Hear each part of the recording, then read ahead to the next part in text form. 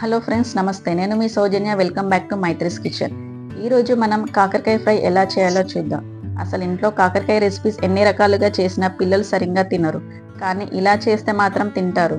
మా బాబుకి ఇలా చేస్తే ఇష్టంగా తింటాడు. అసలు చేదు ఉండదు, 10 రోజుల వరకు నిల్వ ఉంటుంది. పప్పులోకి సైడ్ డిష్లో చాలా బాగుంటుంది. మరి ఎలా చేయాలో చూద్దామా?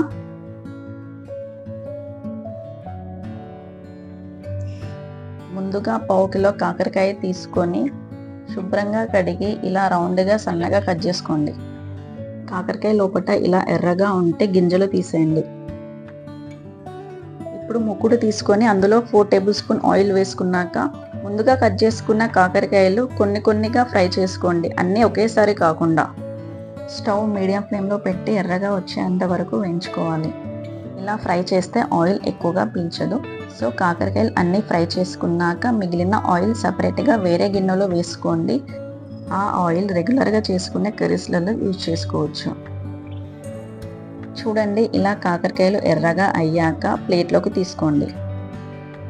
ఇప్పుడు అదే ముకుట్లో 1 టేబుల్ స్పూన్ ఆయిల్ తీసుకొని అందులోనే 1/2 టేబుల్ స్పూన్ ఆవాలు వేసుకోండి.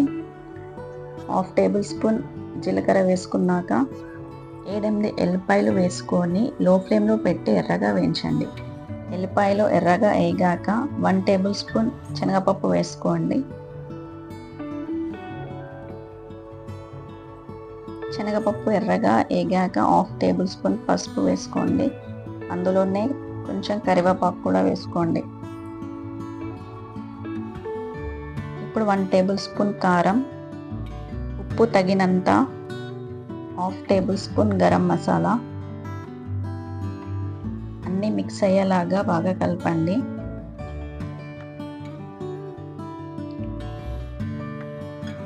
ఇప్పుడు ముందుగా ఫ్రై చేసుకున్న కాకరకాయలు అందులో వేసుకొని బాగా మిక్స్ అయ్యేలాగా కలపండి. స్టవ్ ఆఫ్ చేసుకోండి. చల్లారాక బాక్స్లో స్టోర్ చేసుకోండి. Thank you for watching. Please like, share and subscribe to my channel.